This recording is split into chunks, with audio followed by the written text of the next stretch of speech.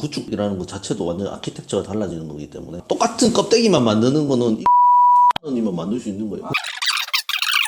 네, 그럼 또 마찬가지로 당근마켓을 개발하는 데는 얼마 정도 들까요? 크게 뭐 지역 기반의 중고거래 기능, 그리고 커뮤니티, 동네 지도, 채팅 기능까지, 그리고 광고 시스템 이렇게 있는데 뭐 이런 거를 이제 사실 껍데기만 구축한다고 했을 때는 그래도 뭐 5천만 원 내외에서 이제 개발이 가능할 것 같은데, 비슷한 플랫폼을 만드는 거는 사실 금액은 어느 플랫폼 서비스든 다 비슷비슷합니다. 왜냐면 사용자가 중요하거든요. 100명일 때 아키텍처랑 3,600만 명이 사용하는 서비스의 아키텍처는 전혀 다릅니다. 서버 베이스부터 시작해가지고 우리가 사용자들이 눈에 보는 화면부터 시작해 모든 것들이 트래픽이랑 연관되기 때문에 그런 비용들을 절감하기 위해서는 아주 작은 부분에 대한 퀄이나 코딩 부분들까지도 다 신경 써야 되고 결국에 이런 게 이제 전부 인건비로 이어지거든요. 10명이서도 만들 수 있어도 그 10명이서 만든 것과 100명이서 만든 거는 차이가 엄청 크게 날 수 있습니다. 그래서 이런 부분들 때문에 금액이 이제 사용자나 사용량이나 모든 조건들을 다 따졌을 때는 완전 크게 달라질 수 있는 거예요. 그럼 만약에 월에 10만 명 정도 쓰고 하루에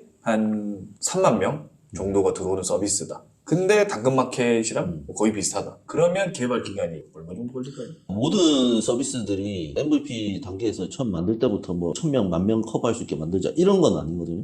그 이상을 보고 만드는데 사용하는 거에 따라 가지고 사용자가 늘어나면은 느려지겠죠. 느려질 수 있는 부분이 생깁니다. 그러면은 그 부분들을 계속해서 고도화하면서 개선하면서 어느 단계에 이르러서는 서비스를 리빌딩합니다. 왜냐면 예전에 처음 만들었던 코드나 내용들은 애초에 기획 단계에서부터 완전 달라졌기 때문에 모든 서비스들이 마찬가지인데 뭐 북극성 지표를 찾아간다고 하지 않습니까? 그러면은 처음 만든 설계에 나와 있는 서비스와 지금의 당근마켓에 있는 서비스는 또 다를 거거든요. 맨 처음에 당근을 시작했을 때. 그러면 그 사이사이에 붙여가던 서비스들이 어느 순간에 이르러서는 재설계를 했을 거예요. 그렇기 때문에 이 모든 것들을 사실은 뭐 얼마에 다 했고 몇 개월을 했다라는 걸 사실 따지기는 되게 어렵습니다. 그래도 예상한다면 초기에 당근마켓 정도의 어떤 서비스, 예를 들면 한 10만 명 정도 트래픽을 감당할 수 있는 설계로 해서 만드는 데는 한 5개월에서 6개월 정도 걸렸을 것 같고요. 개발자는 10명 이상. 엄청 크네요. 네, 10만 명 정도 서비스는 어느 정도는 설계가 돼야 되고, 테스트도 돼야 되고. 그 이하에는 사실은 두세 명인 개발자 가지고도 MVP 단계로 시작한다고 하면 몇 천만 원으로 해서 그 정도는 충분히 만들 수 있죠. 한 10억은 봐야겠네. 10만 명.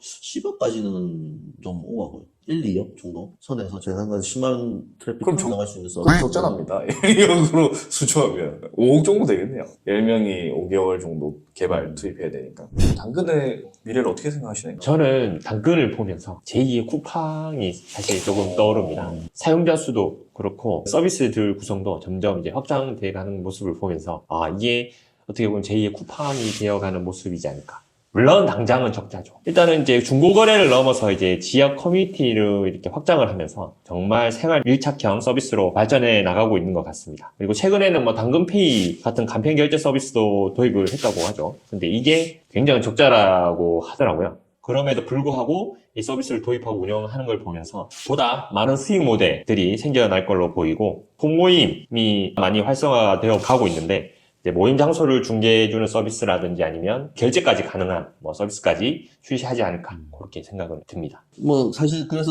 당근 라이브나 뭐 당근 게임 같은 엔터테인먼트 요소도 추가하려고 이제 상표 출원도 하는 그런 내용들이 있더라고요. 그래서 아무래도 사용자들이 좀 더 당근 앱에 머무는 시간을 늘리고 다양한 연령대를 확보하려는 그런 전략이 있는 것 같습니다.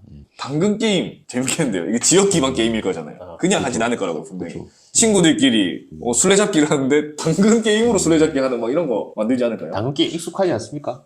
대학교 때 많이 하지 않으셨어요? 기억이 안 나요. 기억이 안 나요. 이렇게 우리 당근의 무궁무진한 미래가 또 기대가 되고, 그리고 또 개인적으로는 응원하는 것도 있습니다. 글로벌하게 이런 지역 기반의 커뮤니티 서비스로 글로벌한 스타트업이 아직 안 나왔거든요. 그래서 우리 당근을 또 열심히 우리는 응원하도록 하겠습니다. 네, 이렇게 오늘은 지역 기반 중고거래 플랫폼인 당근마켓에서 최근에 당근으로 바꾼 당근에 대한 여러 가지 전반적인 내용에 대해서 한번 살펴봤습니다. 당근의 성장 스토리는 진짜 흥미롭죠? 맞습니다. 사용자 신뢰를 쌓기 위한 기술적 노력과 수익 창출을 위한 다양한 전략이 굉장히 인상적이었습니다. 단순히 중고 거래를 넘어서 이제 지역 커뮤니티 허브로 자리 잡고 있는 이런 당근의 미래가 더욱더 이제 기대가 됩니다. 네, 그럼 저희는 다음에 또 더 흥미로운 주제로 찾아뵙도록 하겠습니다. 시청해주셔서 감사합니다.